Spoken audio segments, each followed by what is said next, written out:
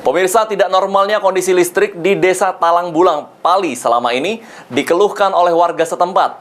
Karena dengan hal tersebut tentunya dapat merusak peralatan listrik warga.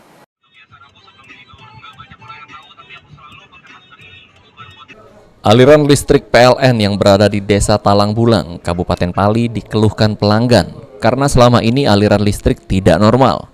Gangguan ini pun berdampak pada peralatan rumah tangga warga yang tidak bisa menyala.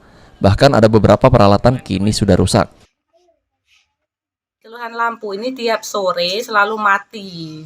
Mati hidup cak dimaini cak itu nah. Dampaknya kalau kami rusak kulkas yang pertama. Tidak bisa dibeneri. Sekarang tidak hidup lagi kulkasnya.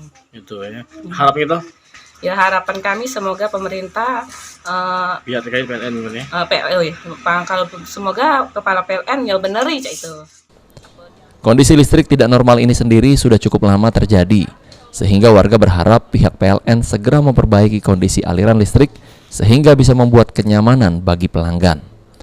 Selama ini menurut warga, mereka sudah menunaikan kewajiban sebagai pelanggan PLN dengan membayar iuran sehingga berharap perbaikan aliran PLN dengan segera. Aji, PAL TV.